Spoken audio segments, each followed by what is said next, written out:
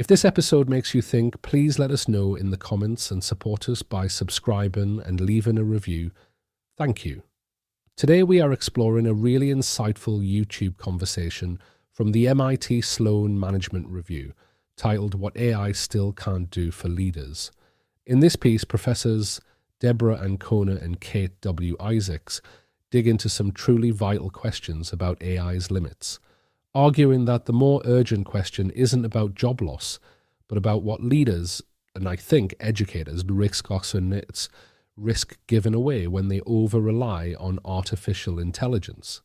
They highlight how this over-reliance can quietly erode our judgment and our authenticity, and they make a compelling case for what areas we absolutely need to protect as humans. Now, Deborah Ancona kicks off the conversation with this fascinating personal anecdote. She describes asking ChatGPT for help with a class she was developing. Instead of just giving feedback, it started telling her she was all wrong, that the material wouldn't land with students, that it wasn't appropriate. And here's the bit that really got me thinking. She found herself arguing with it like it was a colleague. She says it doubled down, came out with these certainties, and for a moment she actually doubted herself. This is a professor who has taught this material hundreds of times, seen it work, seen student reactions. She knows it's good material. But in a nanosecond, she found herself listening to the AI and doubting her own lived experience. That flicker of doubt, that momentary loss of her own expertise, that's a real problem. And then she had this dawning realization. She'd spent half an hour arguing with a large language model. Why? Because generative AI is incredibly good at giving fluent, confident answers. That's what it's built for. But it doesn't know right from wrong, and critically, it doesn't know from experience the way humans do. She had projected onto it the role of a helpful colleague, someone with intent, someone who cared. But the AI doesn't care. It has no intent. This immediately made me think about our students. How often do they interact with AI, projecting onto it that same sense of a knowledgeable, helpful, authoritative voice? And if an experienced professor can doubt her own expertise for a moment, how much more susceptible are our students to that persuasion-bombing, as Ancona calls it? We talk a lot about outsourcing the doing, not the thinking. But this goes deeper. It's about outsourcing our judgment, our experience, our sense of self. We have to teach students not to just use these tools, but to think with them, to critically evaluate, and most importantly, to trust their own growing understanding and experience. Because as Ancona wisely puts it, leadership, and I'd argue learning, happens between people. It happens in the room when we're together, thinking, collaborating, making decisions. If we cede that to AI, we're losing something profound. Kate Isaacs echoes this, admitting she's also gotten into arguments with AI. She highlights that while it's an incredibly powerful tool that can make her a better teacher and writer, the human source of authority is something we absolutely cannot give away. It's our lived experience, our context, our values. These are the things that feed into that inner source of authority that must anchor our partnership with AI. She argues that AI is a unique technology precisely because it forces us to reckon with what makes us truly human. Isaacs identifies 3 things that only humans can do, and this is where it really comes alive for education. First, she talks about purpose. AI can't frame the questions, it can't ask why are we here, what's the problem we're trying to solve. It doesn't bring a win-win or a win-lose mindset. It has no sense of the larger purpose.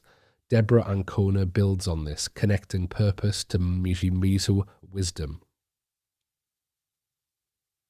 AI can craft a strategic plan or help us write a communication, and it's brilliant at that.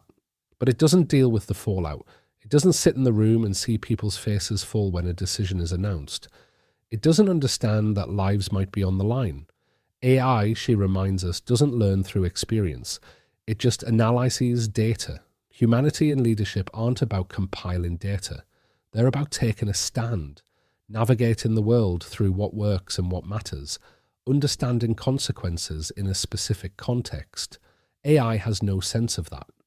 Think about this in a school setting. When we ask students to use AI to generate an essay, a report, or even a lesson plan if they're training teachers, are we asking them to engage with purpose? Are we cultivating wisdom?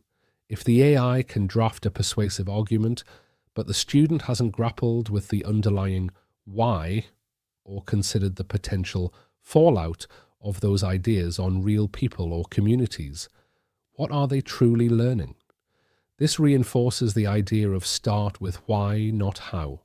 We need to design tasks that force students to articulate their purpose, to consider the consequences of their ideas, to take a stand.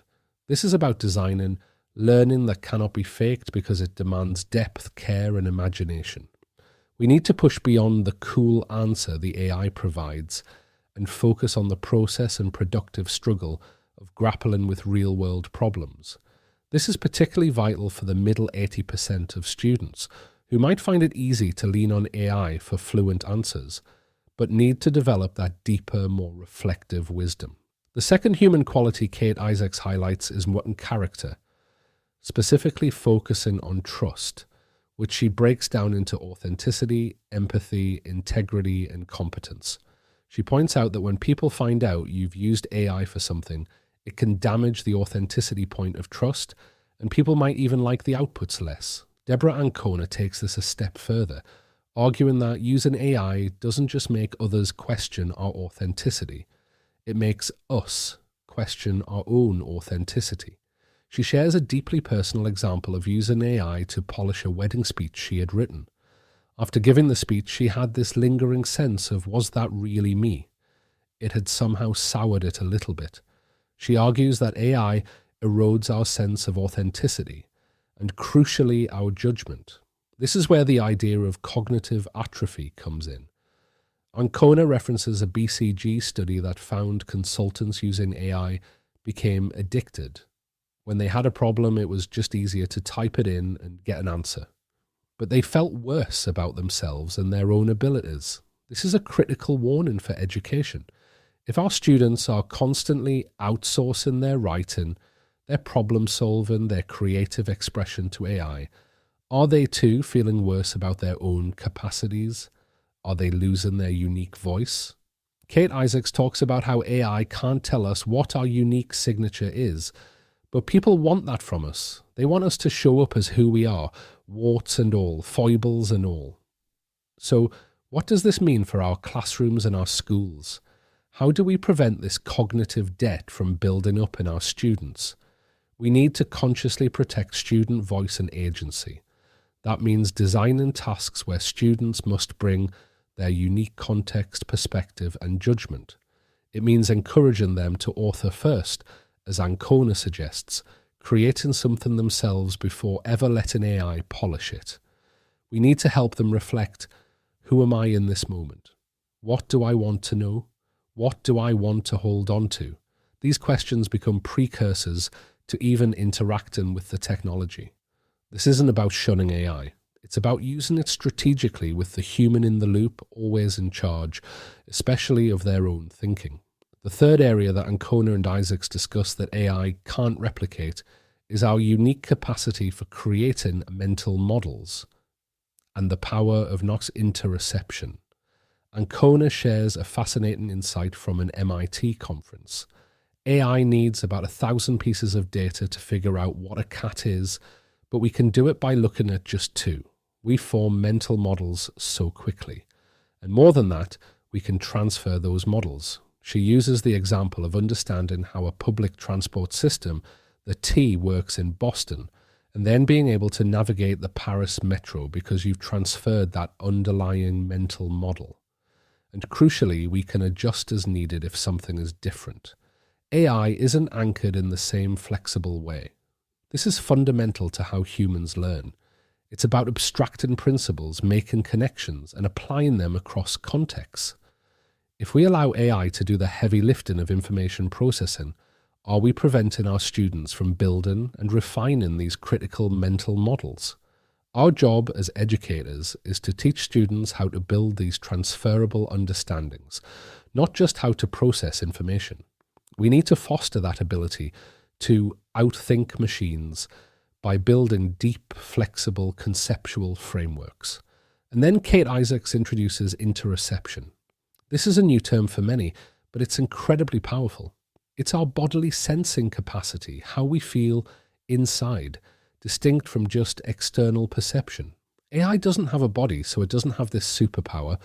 We walk into a room and immediately sense the atmosphere. We know if it's safe. Our bodies give us signals, allowing us to pick up on contextual and social cues we don't even consciously realize we're reading. Our bodies tell our brains how things are feeling, and we in turn read others' social signals through mirror neurons and unconscious mimicry. Our heart rates even sync, and research shows that groups whose heart rates sync make better decisions. You can't sync with ChatGPT. Ancona brings this back to everyday tasks like AI monitoring meetings and giving notes. The AI might do that really well, but it misses all the non-verbal cues, the subtle shifts in atmosphere, how people are feeling about the decisions being made. Not only that, but when we don't take notes ourselves, we don't imprint what happened in the meeting in our brains, making us more likely to forget it. This highlights the irreplaceable value of human presence and interaction in education. The genuine concern, the nuanced judgment, the deep relationships we build as educators. These are all tied to this incredible human capacity for interoception. How do we ensure that in a rush to automate or streamline, we don't lose the richness of these human connections in our classrooms?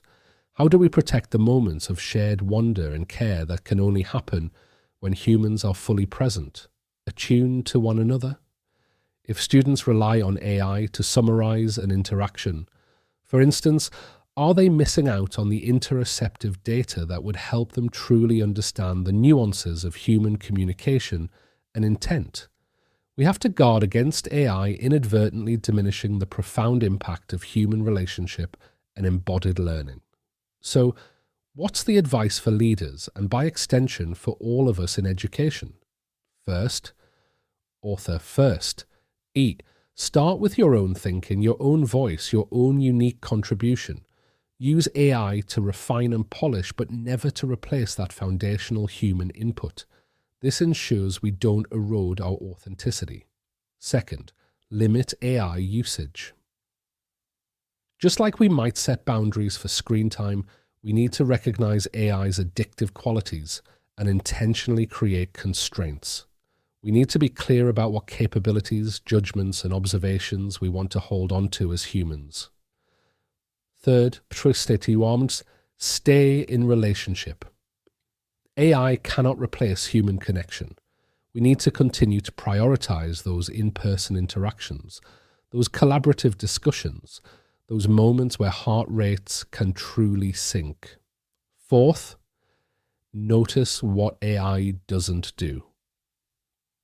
As Kate Isaacs points out, we get so excited about the shiny new technology and what it can do, but we need to consciously balance that with a conversation about what it can't do and shouldn't do.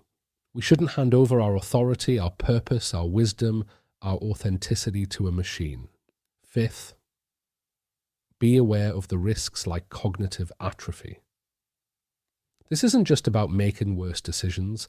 It's about the erosion of our own human capabilities. We need beneficial friction, as René Gosselin suggests. That means intentionally inserting steps in the AI process where humans must pause, critically evaluate, bring their judgment, and engage their own thinking. In a school setting, this could mean requiring students to justify AI outputs, to trace its logic, to compare it with their own knowledge, or to explain why they chose to use AI at a particular point and what specific value it added. And finally, maintain oversight and keep asking questions. AI works incredibly well on certain tasks, but outside its frontier, it can make significant errors. We have to constantly ask, what could go wrong? What is going wrong? We have to keep watch over how we're interacting with this powerful technology. This isn't about fear or resistance to AI. It's about enhancement, not replacement. It's about ensuring Human in the loop isn't just a slogan, but a deeply embedded practice that protects our most precious human attributes: wonder, care, judgment, relationship, imagination, wisdom, and ethics. Machines can compute, but they cannot wonder and they cannot care. It's our job as educators to make sure our students understand the difference and to design learning that cultivates those uniquely human superpowers. That's all for today. Thanks for listening.